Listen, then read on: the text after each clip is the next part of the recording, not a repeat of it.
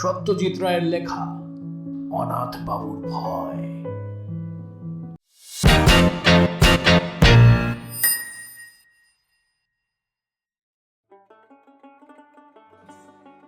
অনাথ বাবুর সঙ্গে আমার আলাপ ট্রেনের কামরায়। আমি যাচ্ছিলাম রঘুনাথপুর খাওয়া বদলের জন্য। কলকাতায় খবরের কাগজের অফিসে কাজ করি। গত কমাস ধরে কাজের চাপে দম বন্ধ হওয়ার উপক্রম হয়েছিল। তাছাড়া আমার লেখার শখ, দু একটা গল্পের প্লটও মাথায় ঘুরছিল, কিন্তু এত কাজের মধ্যে কি আর লেখার ফুরসত জোটে? তাই আর 7-5 না ভেবে 10 দিনের পাওয়া ছুটি আর দিস্তাখানেক কাগজ নিয়ে বেরিয়ে পড়লাম। এত জায়গা থাকতে রঘুনাথপুর কেন, তারও অবশ্যই একটা কারণ আছে। ওখানে বিনা খরচায় থাকার একটা ব্যবস্থা জুটে গেছে। আমার কলেজের সহপাঠী বীরেন বিশ্বাসের পৈতৃক বাড়ি রয়েছে রঘুনাথপুর। কফি হাউসে বসে ছুটিতে কোথায় যাওয়া যায় এই আলোচনা প্রসঙ্গে বীরেন খুব খুশি হয়ে ওর বাড়িটা অফার করে বলল, আমিও যেত, কিন্তু আমার এদিকে ঝামেলা, বুঝতেই তো পারছিস। তবে তোর কোনোই অসুবিধা হবে না। আমাদের 50 বছরের পুরনো চাকর ভরদ্বাজ রয়েছে ও বাড়িতে, ওই তোর দেখাশোনা করবে। তুই চলে যা।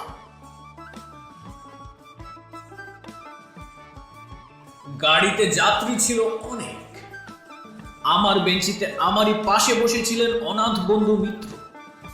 বেটে খাটো মানুষটি, বছর 50 আন্দাজ বয়স, মাঝখানে টেরি কাটা কাঁচা পাকা চুল, চোখের চাহনি তীক্ষ্ণ, আর ঠোঁটের কোণে এমন একটা ভাব যেমন মনের আনাচে কানাচে সদাই কোনো মজার চিন্তা ঘোরাফেরা করছে।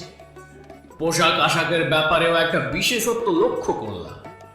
ভদ্রলোককে হঠাৎ দেখলে মনে হবে তিনি যেন 50 বছরের পুরনো কোনো নাটকের চরিত্রে অভিনয় করার জন্য সেজে গুজে তৈরি হয়ে এসেছে। ওরকম কোট, ও ধরনের শার্টের কলার, ওই চশমা, আর বিশেষ করে ওই বুট জুতো, এসব আর আজকালকার দিনে কেউ পরে না। অনাথ বাবুর সঙ্গে আলাপ করে জানলাম তিনিও রঘুনাথপুরে যাচ্ছেন। কারণ জিজ্ঞেস করাতে কেমন যেন অন্যমনস্ক হয়ে পড়লেন। কিংবা এও হতে পারে যে ট্রেনের শব্দে তিনি আমার প্রশ্ন শুনতে পাননি।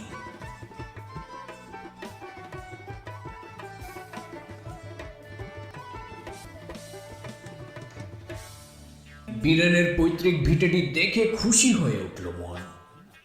বেশ বাড়ি, সামনে এক ফালি জমি, তাতে সবজি ও ফুল গাছ দুই আছে।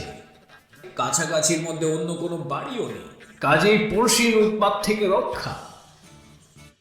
আমি আমার থাকার জন্য ভরদ্বাজের আপত্তি সত্ত্বেও ছাতের চিলে কোঠাটি বেছে নিলাম। আলো, বাতাস এবং নির্জনতা তিনটেই অপর্যাপ্ত পাওয়া যাবে ওখানে।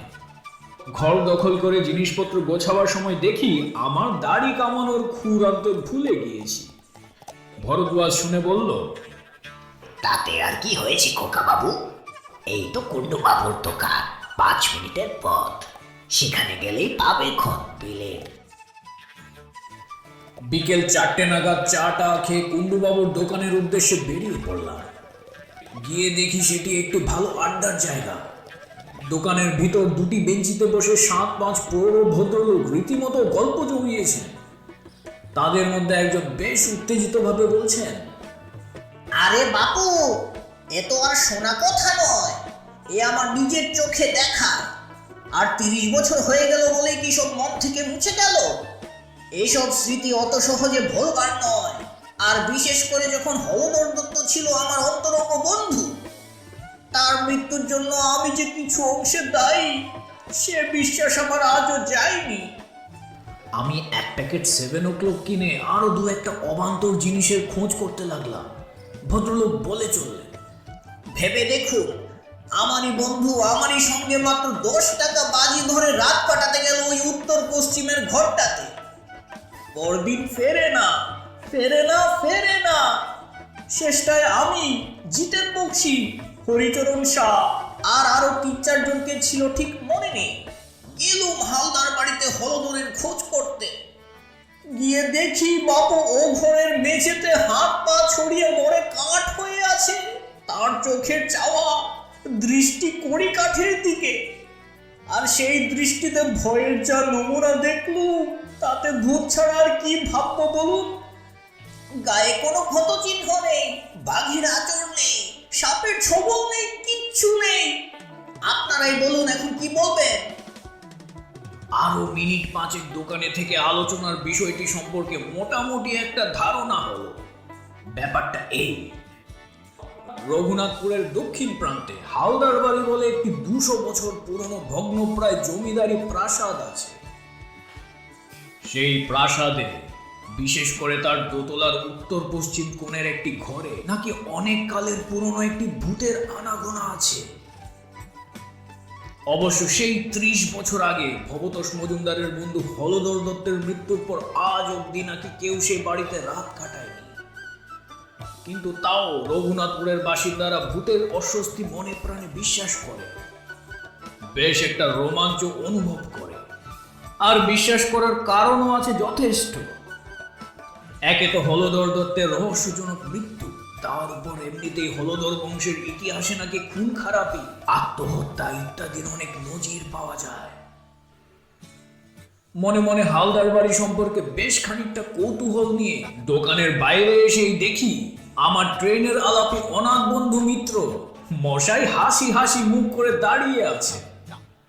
আমায় দেখে বললে, কি মশাই, শুনছিলেন ওদের কথাবার্তা? তা কিছুটা শুনেছি। বিশ্বাস হয়? কি ভূত? হ্যাঁ, ভূত। ব্যাপারটা কি জানে, ভূতের বাড়ির কথা তো অনেকই শুনলাম, কিন্তু সেসব বাড়িতে থেকে নিজের চোখে ভূত দেখেছে এমন লোক তো কই আজ অব্দি একটু মিট করলাম না। তাই ঠিক। একবার দেখে আসবেন নাকি? কি বাড়িটা দেখে আসবো মানে? বাইরে থেকে আর কি, বেশি দূর তো নয়, বড় জোর মাইল খানেক। এই রাস্তা দিয়ে সোজা গিয়ে জোড়া শিবের মন্দির ছাড়িয়ে ডান হাতি রাস্তায় ঘুরে পাওয়াটা পথ। ভদ্রলোককে বেশ ইন্টারেস্টিং লাগছিল। আর তাছাড়া এত তাড়াতাড়ি বাড়ি ফিরে গিয়ে কি করব, তাই চললাম তার সঙ্গে। হালদারদের বাড়িটা দূর থেকে দেখা যায় না, কারণ বাড়ির চারপাশে বড় বড় গাছের জঙ্গল। তবে বাড়ির গেটের মাথাটা দেখা যেতে থাকে পৌঁছানোর প্রায় 10 মিনিট আগে থেকেই। বিরাট ফটক, মাথার উপর ভগ্ন প্রায় নহবতখানা। ফটকের ভিতর দিয়ে বেশ খানিক দূর রাস্তা গিয়ে তবে সদর দালান। 2-3টে মূর্তি আর ফোয়ারার ভগ্নাবশেষ দেখে বুঝলাম যে বাড়ির আর ফটকের মাঝখানের এই জায়গাটা আগে বাগান ছিল। বাড়িটি অদ্ভুত, কারুকার্যের কোনো বাহার নেই তার কোনো জায়গায়। কেমন যেন একটা বেটক চৌকো চৌকো ভাব। বিকেলের পরন্ত রোদ এসে পড়েছে শ্যাওলাবৃত দেওয়ালে। মিনিট খানেক চেয়ে থাকার পর অনাথবাবু বললেন, আমি যতদূর জানি রোদ থাকতে ভূত বেরোয় না। তারপর আমার দিকে চেয়ে চোখ টিপে বললেন, একবার চট করে সেই ঘরটা দেখে এলে হতো না? সেই উত্তর পশ্চিমের ঘর, যে ঘরে? হ্যাঁ, যে ঘরে হলধর দত্তের মৃত্যু হয়েছিল। ভদ্রলোকের এসব ব্যাপারে দেখছি একটু বাড়াবাড়ি রকমের আগ্রহ। অনাথ বাবু বোধহয় আমার মনের ভাবটা আঁচ করে পেরেই বললেন, খুব আশ্চর্য লাগছে না? আসলে কি জানেন, আপনাকে বলতে দ্বিধা নেই, আমার রঘুনাথপুর আসার একমাত্র কারণই হলো ওই বাড়িটা। বটে? আগে হ্যাঁ, ওটা যে ভূতের বাড়ি, আমি কলকাতায় থাকতে সেই খবরটা পেয়ে ওই ভূতটিকে দেখবো বলে এখানে এসেছি। আপনি সেদিন ট্রেনে আমার আসার কারণটা জানতে চাইলেন না। আমি উত্তর না দিয়ে অভদ্রতা করেছিলাম বটে, কিন্তু মনে মনে স্থির করেছিলাম যে উপযুক্ত সময় এলে, অর্থাৎ আপনি কিরকম লোক সেটা একটু জেনে নিয়ে আসল কারণটা নিজে থেকেই বলবো। কিন্তু তাই বলে ভূতের পেছনে ধাওয়া করে একেবারে কলকাতা ছেড়ে? বলছি, ব্যস্ত হবেন না। আমার কাজটা সম্বন্ধেই তো বলা হয়নি এখনো আপনাকে। আসলে আমি ভূত সম্পর্কে একজন বিশেষজ্ঞ। আজ 25 বছর ধরে এ ব্যাপার নিয়ে বিস্তর রিসার্চ করছি। শুধু ভূত কেন, ভূত, প্রেত, পিশাচ, ডাকিনী, যোগিনী, ভ্যাম্পায়ার, ওয়ারুলফ, ভুডুইজা ইত্যাদি যা কিছু আছে তার সম্বন্ধে বইয়ে যা লেখে তার প্রায় সবই পড়ে ফেলেছি। 7টা ভাষা শিখতে হয়েছে এসব বই পড়ার জন্য। পরলোক তত্ত্ব নিয়ে লন্ডনের প্রফেসর নর্টনের সঙ্গে আজ 3 বছর ধরে চিঠি লেখালেখি করছি। আমার লেখা প্রবন্ধ বিলেতের সব নামকরা কাগজে বেরিয়েছে। আপনার কাছে বড়াই করে কি লাভ? তবে এতটুকু বলতে পারি যে এ দেশে এ ব্যাপারে আমার চেয়ে বেশি জ্ঞানী লোক বোধ হয়ে আর নেই। ভদ্রলোকের কথা শুনে তিনি যে মিথ্যে বলছেন বা বাড়িয়ে বলছেন এটা আমার একবারও মনে হয় না, বরং তার সম্বন্ধে খুব সহজে একটা বিশ্বাস ও শ্রদ্ধার ভাব জেগে উঠল। অনাথবাবু একটুক্ষণ চুপ করে থেকে বললেন, ভারতবর্ষের অন্তত 300 ভূতের বাড়িতে আমি রাত কাটিয়েছি। বলেন কি? হ্যাঁ, আর সেসব কিরকম জায়গায় জানেন? এই ধরুন জব্বলপুর, কার্সিয়া, চেরাপুঞ্জি, কাঁথি, কাটোয়া, যোধপুর, আজিমগঞ্জ, হাজারিবাগ, সিউড়ি, বারাসাত, আর কত চাই? 56টা ডাক বাংলো আর কম করে 30টা নীলকুঠিতে আমি রাত্রি যাপন করেছি। এছাড়া কলকাতা এবং তার কাছাকাছির মধ্যে অন্তত 50খানা বাড়ি তো আছে। কিন্তু অনাথবাবু হঠাৎ থেমে গেলেন, তারপর ধীরে ধীরে মাথা নেড়ে বললেন, ভূত আমায় ফাঁকি দিয়েছে। হয়তো ভূতকে যারা চায় না, ভূত তাদের কাছেই আসে। আমি বরাবর হতাশ হয়েছি।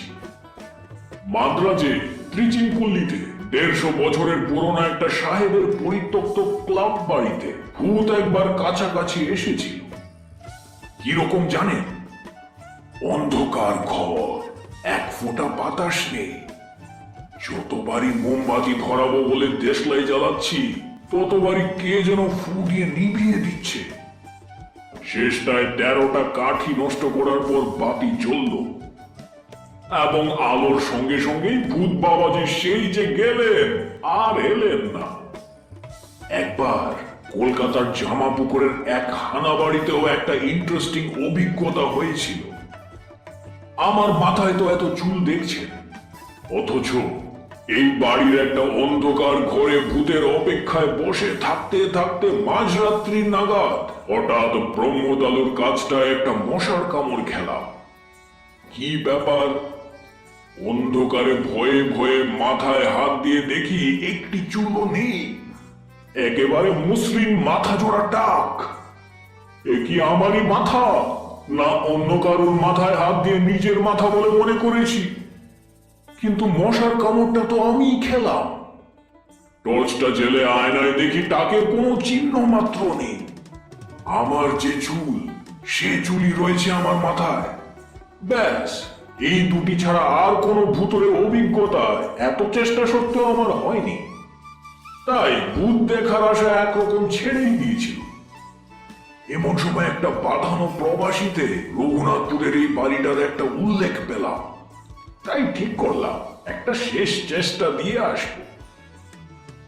অনাথবাবুর কথা শুনতে শুনতে কখন যে বাড়ির সদর দরজায় এসে পড়েছি সে খেয়াল ছিল না। ভদ্রলোক তার টেক ঘড়িটা দেখে বললেন, আজ 5:31 সূর্যাস্ত। এখন 5:15। চলুন, রোদ থাকতে থাকতে একবার ঘরটা দেখে আসি। ভূতের নেশাটা বোধহয় সংক্রামক, কারণ আমি অনাথবাবুর প্রস্তাবে কোনো আপত্তি করলাম না। বরঞ্চ বাড়ির ভিতরটা আর বিশেষ করে দোতলার ওই ঘরটা দেখবার জন্য বেশ একটা আগ্রহ হচ্ছিল।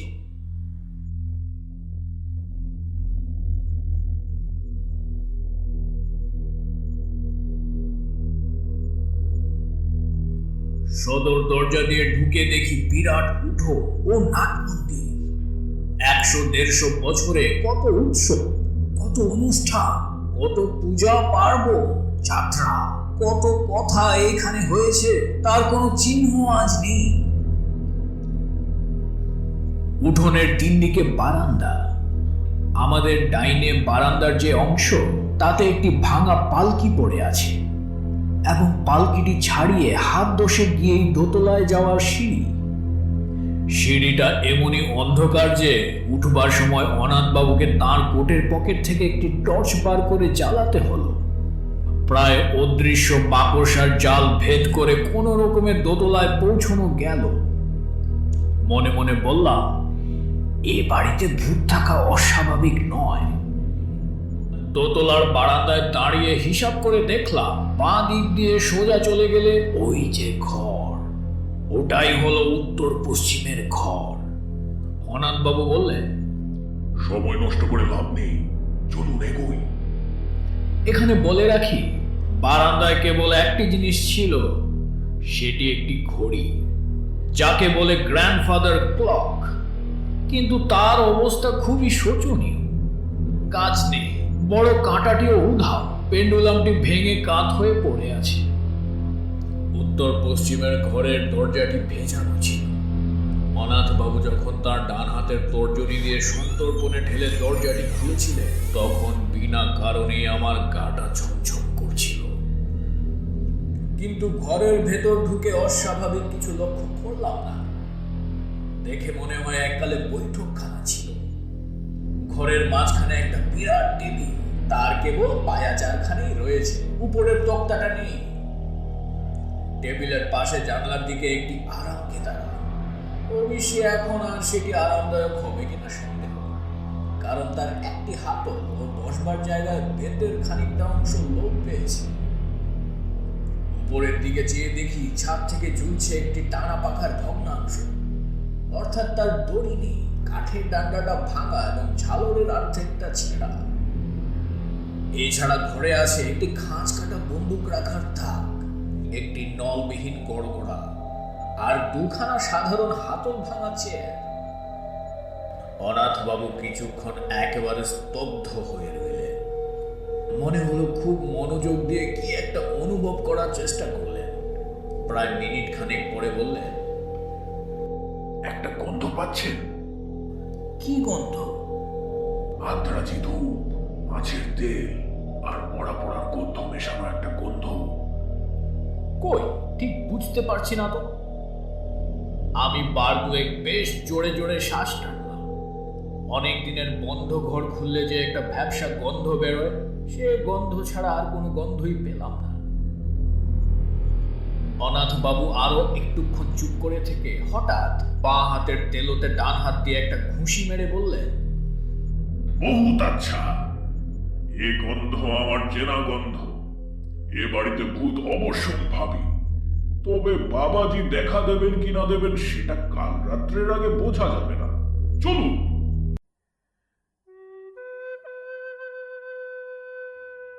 অনাথবাবু স্থির করে ফেললেন যে পরদিনই তাকে এ ঘরে রাত্রিবাস করতে হবে। ফেরার পথে বললেন, আজ থাকলুম না, কারণ কাল অমাবস্যা, ভূতের পক্ষে সবচেয়ে প্রশস্ত তিথি। তাছাড়া দু একটা জিনিস সঙ্গে রাখা দরকার, সেগুলো বাড়িতে রয়ে গেছে, কাল নিয়ে আসবো। আজ সার্ভেটা করে গেলাম আর কি। ভদ্রলোক আমার বাড়ি অবধি পৌঁছে দিয়ে বিদায় নেবার সময় গলাটা একটু নামিয়ে বললেন, আর কাউকে আমার এই প্ল্যানের কথা বলবেন না যেন। এদের কথাবার্তা তো শুনলুম আজকে, যা ভয় আর যা প্রেজুডিস এদের, জানলে পরে হয়তো বাধা টাধা দিয়ে আমার প্ল্যানটাই ভেস্তে দেবে। আর হ্যাঁ, আরেকটা কথা, আপনাকে আমার সঙ্গে যেতে বললুম না বলে কিছু মনে করবেন না। এসব ব্যাপার বুঝলেন কিনা, একা না হলে ঠিক জুৎসই হয় না। পরদিন দুপুরে কাগজ কলম নিয়ে বসলেও লেখা খুব বেশি দূর এগোলো না। মন পড়ে রয়েছে হালদার বাড়ির ওই উত্তর পশ্চিমের ঘরটায়। আর রাত্রে অনাথবাবুর কি অভিজ্ঞতা হবে সেই নিয়ে একটা অশান্তি আর উদ্বেগ রয়েছে মনের মধ্যে। বিকেলে অনাথবাবুকে হালদার বাড়ির ফটক অবধি পৌঁছে দিলাম। ভদ্রলোকের গায়ে আজ একটা কালো গলাবন্ধ কোট, কাঁধে জলের ফ্লাস্ক, আর হাতে সেই কালকের 3 সেলের টর্চ। ফটক দিয়ে ঢুকবার আগে কোটের দু পকেটে 2 হাত ঢুকিয়ে 2টো বোতল বের করে আমায় দেখিয়ে বললেন, এই দেখুন, এটিতে রয়েছে আমার নিজের ফর্মুলায় তৈরি তেল। শরীরের অনাবৃত অংশে মেখে নিলে আর মশা কামড়াবে না। আর এই দ্বিতীয়টিতে হলো কার্বলিক অ্যাসিড, ঘরের আশেপাশে ছড়িয়ে দিলে সাপের উৎপাত থেকে নিশ্চিন্ত। এই বলে বোতল দুটো পকেটে পুরে টর্চটা মাথায় ঠেকিয়ে আমায় একটা সেলাম ঠুকে ভদ্রলোক বুট জুতো খটখটিয়ে হালদার বাড়ির দিকে চলে গেলেন।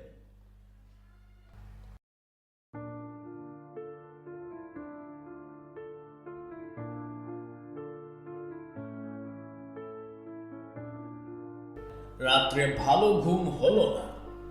ভোর হতে না হতে ভরদ্বাজকে বললাম আমার থার্মাস ফ্লাস্কে দুজনের মতো চা ভরে দিতে। চা এলে পর ফ্লাস্কটি নিয়ে আবার হালদার বাড়ির উদ্দেশ্যে রওনা দিলাম। হালদার বাড়ির ফটকের কাছে পৌঁছে দেখি চারিদিকে কোনো সাড়া শব্দ নেই। অনাথ বাবুর নাম ধরে ডাকবো না শটান দোতলায় যাব তাই ভাবছি। এমন সময় হঠাৎ শুনতে পেলাম, ও মশাই, ও মশাই, এই যে এদিকে। এবার দেখতে পেলাম অনাথ বাবুকে প্রাসাদের পূব দিকের জঙ্গলের ভিতর থেকে বেরিয়ে আমার দিকে হেঁটে আসছেন। তাকে দেখে মোটেই মনে হয় না যে রাত্রে তার কোনো ভয়াবহ বা অস্বাভাবিক অভিজ্ঞতা হয়েছে। আমার কাছে এসে হাসতে হাসতে হাতে একটা নিম ডাল দেখিয়ে বললেন, আর বলবেন না মশাই, আধ ঘন্টা বনে বাজারে ঘুরছি এই নিম ডালের খোঁজে। আমার আবার দাঁতনের অভ্যেস কিনা। ফস করে রাত্রের কথাটা জিজ্ঞেস করতে কেমন বাঁধো বাঁধো ঠেকল। বললাম, চা এনেছি, এখানেই খাবে না বাড়ি যাবে? চলুন না, ওই ফোয়ারার পাশটায় বসে খাওয়া যাক। গরম চায়ে চুমুক দিয়ে আমার দিকে ফিরে মুচকি হেসে অনাথবাবু বললেন, আহ, খুব কৌতূহল হচ্ছে না? হ্যাঁ, মানে তা একটু হচ্ছে বটে। বেশ, তবে বলছি শুনুন। গোড়াতেই বলে রাখি, এক্সপিডিশন হাইলি সাকসেসফুল। আমার এখানে আসা সার্থক হয়েছে। অনাথবাবু এক মুখ চা শেষ করে দ্বিতীয় মুখ ঢেলে তার কথা শুরু করলেন। আপনি যখন আমায় পৌঁছে দিয়ে গেলেন তখন 5টা। আমি বাড়ির ভেতরে ঢোকার আগে এই আশপাশটা একটু সার্ভে করে নিলাম। অনেক সময় ভূতের চেয়ে জ্যান্ত মানুষ বা জানোয়ার থেকে উপদ্রবের আশঙ্কা বেশি থাকে। যাই হোক, দেখলুম কাছাকাছির মধ্যে সন্দেহজনক কিছুই নেই। বাড়িতে ঢুকে একতলার ঘরগুলোর মধ্যে যেগুলো খোলা হয়েছে সেগুলো একবার দেখে নিল। জিনিসপত্র তো আর একদিন ধরে বিশেষ পড়ে থাকার কথা নয়। একটা ঘরে কিছু আবর্জনা আর আরেকটার কড়ি কাঠে কুটি চারেক ঝুলন্ত বাদুর ছাড়া আর কিছুই চোখে পড়ল না। বাদুরগুলো আমায় দেখেও নড়ল না, আমিও তাদের ডিস্টার্ব করলুম না। 6:30 নাগাদ দোতলার ওই আসল ঘরটিতে ঢুকে রাত কাটানোর আয়োজন শুরু করল। একটা ঝাড়ন এনেছিল, তাই দিয়ে প্রথমে আরামকে দাঁড়াটিকে ঝেড়ে পুড়ে সাফ করল। কতদিনের ধুলো জমেছিল তাতে কে জানে। ঘরের মধ্যে একটা গুমোট ভাব ছিল, তাই জানলাটা খুলে দিল। ভূত বাবাজি যদি সশরীরে আসতে চান, তাই বারান্দার দরজাটাও খুলে রাখলো। তারপর টর্চ ও ফ্লাস্কটা মেঝেতে রেখে ওই বেচ্ছেড়া আরামকে দাঁড়াতেই শুয়ে পড়ল। অসহায়াস্তি হচ্ছিল বেশ, কিন্তু এর চেয়েও আরো অনেক বেয়াড়া অবস্থায় বহুবার রাত কাটিয়েছি, তাই কিছু মাইন্ড করল না। আশ্বিন মাস, 5:30টায় সূর্য ডুবেছে। দেখতে দেখতে অন্ধকারটা বেশ জমাট বেঁধে উঠল, আর সঙ্গে সঙ্গে সেই গন্ধটাও ক্রমশ স্পষ্ট হয়ে উঠল। আমি এমনিতে খুব ঠান্ডা মেজাজের মানুষ, সহজে বড় একটা এক্সাইটেড হই না, কিন্তু কাল যেন ভিতরে ভিতরে বেশ একটা উত্তেজনা অনুভব করছিল। সময়টা ঠিক বলতে পারি না, তবে আন্দাজে মনে হয় 9টা কি 9:30 নাগাদ জানলা দিয়ে একটা জোনাকি ঘরে ঢুকল। সেটা মিনিট খানেক ঘোরাঘুরি করে আবার জানালা দিয়ে বেরিয়ে গেল। তারপর কখন যে শেয়াল ঝিঝির ডাক থেমে গেছে আর কখন যে আমি ঘুমিয়ে পড়েছি সে খেয়াল নেই। ঘুমটা ভাঙলো একটা শব্দে, ঘড়ির শব্দ। 12টা বাজলো। মিঠে অথচ বেশ জোর আওয়াজ, জাত ঘড়ির আওয়াজ, আর সেটা আসছে বাইরের বারান্দা থেকে। কয়েক মুহূর্তের মধ্যেই ঘুমটা ছুটে গিয়ে সম্পূর্ণ সজাগ হয়ে আরো দুটো জিনিস লক্ষ্য করল। এক, আমি আরামকে দ্বারায় সত্যি খুব আরামে শুয়ে আছি। ছেঁড়াটা তো নেই, বরং উল্টে আমার পিঠের তলায় কে যেন একটা বালিশ গুজে দিয়ে গেছে। আর দুই, আমার মাথার উপর একটি চমৎকার ঝালর সমেত আস্ত নতুন টানা পাখা। তা থেকে একটি নতুন দড়ি দেওয়ালের ফুটো দিয়ে বারান্দায় চলে গেছে এবং কে জানি সে দড়িতে টান দিয়ে পাখাটি দুলিয়ে আমায় চমৎকার বাতাস করছে। আমি অবাক হয়ে এইসব দেখছি আর উপভোগ করছি। এমন সময় খেয়াল হলো অমাবস্যার রাত্রিরে কি করে জানি ঘরটা চাঁদের আলোয় উদ্ভাসিত হয়ে উঠল। তারপর নাকে এলো একটা চমৎকার গন্ধ। পাশ ফিরে দেখি কে জানি একটা আলবোলা রেখে গেছে, আর তার থেকে ভুর ভুর করে বেরোচ্ছে একেবারে সেরা অম্বুরি তামাকের গন্ধ। অনাথ বাবু একটু থামলেন, তারপর আমার দিকে ফিরে হেসে বললেন, বেশ মনোরম পরিবেশ নয় কি? শুনে তো ভালোই লাগছে। আপনার রাতটা তাহলে মোটামুটি আরামেই কেটেছে। আমার প্রশ্ন শুনে অনাথ বাবু হঠাৎ গম্ভীর হয়ে গেলেন। খানিকক্ষণ অপেক্ষা করে আমি আর ধৈর্য ধরে রাখতে পারলাম না। জিজ্ঞেস করলাম, তাহলে কি সত্যি আপনার কোনো ভয়ের কারণ ঘটেনি? ভূত কি আপনি দেখেননি? অনাথ বাবু আবার আমার দিকে চাইলেন। এবার কিন্তু আর ঠোঁটের কোণে সে হাসিটা নেই। ধরা গলায় ভদ্রলোকের প্রশ্ন এলো, আচ্ছা, পরশু যখন আপনি ঘরটায় গেলেন তখন কড়ি কাঠের দিকটা ভালো করে লক্ষ্য করেছিলেন কি? তেমন ভালো করে দেখিনি বোধহয়। কেন বলুন তো? ওখানে একটা বিশেষ ব্যাপার রয়েছে, সেটা না দেখলে বাকি ঘটনাটা বোঝাতে পারবো না। চলুন। অন্ধকার সিঁড়ি দিয়ে উঠতে উঠতে অনাথ বাবু কেবল একটি কথা বললেন, আমার আর ভূতের পিছনে ধাওয়া করতে হবে না সতীশ বাবু, কোনোদিনও না। সে শখ মিটে গেছে। বারান্দা দিয়ে যাবার পথে ঘড়িটার দিকে চেয়ে দেখলাম সেরকমই ভাঙা অবস্থা। ঘরের দরজার সামনে পৌঁছে অনাথ বাবু বললেন, চলুন চলুন। দরজাটা ভেজানো ছিল। আমি হাত দিয়ে ঠেলে ঘরের মধ্যে ঢুকলাম। তারপর দুপা এগিয়ে মেঝের দিকে চোখ পড়তেই আমার সমস্ত শরীরে একটা বিস্ময় ও আতঙ্কের শিহরণ খেলে গেল। বুট জুতো পড়াও কে পড়ে আছে মেঝেতে, আর বারান্দার দিক থেকে কারোর তো হাসি।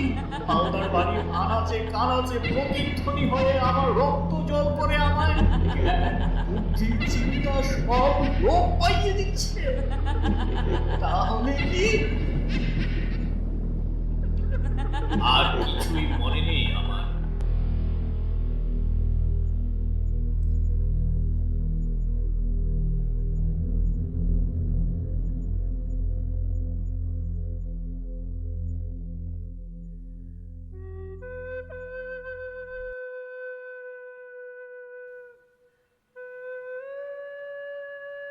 যখন জ্ঞান হলো দেখি ভরদ্বাজ আমার খাটের পায়ের দিকে দাঁড়িয়ে আছে, আর আমায় হাত পাখা দিয়ে বাতাস করছেন ভবতোষ মজুমদার। আমার চোখ খুলতে দেখে ভবতোষ বাবু বললেন, ভাগ্যে সিধুচরণ আপনাকে দেখেছিল ও বাড়িতে ঢুকতে, নইলে যে কি দশা হতো আপনার জানি না। ওখানে গেছিলেন কোন আক্কলে? অনাথ বাবু যে রাত্রে। আর অনাথ বাবু কাল যে অতগুলো কথা বললুম সেসব বোধহয় কিছুই বিশ্বাস করেননি ভদ্রলোক। ভাগ্যে আপনিও তার সঙ্গে সঙ্গে রাত কাটাতে যাননি ও বাড়িতে। দেখলেন তো ওর অবস্থা? হলধরের যা হয়েছিল এরও ঠিক তাই। মরে একেবারে কাঠ, আর চোখ ঠিক সেইভাবে চাওয়া, সেই দৃষ্টি সেই কড়ি কাঠের দিকে। আমি মনে মনে বললাম, না, মরে কাঠ নয়, মরে কি হয়েছে অনাথ বাবু তা আমি জানি। কাল ও সকালে গেলে দেখতে পাবো তাকে। গায়ে কালো কোট, পায়ে বুট জুতো, হালদার বাড়ির পূব দিকের জঙ্গল থেকে নিমের দাঁতন হাতে হাসতে হাসতে বেরিয়ে আসছেন।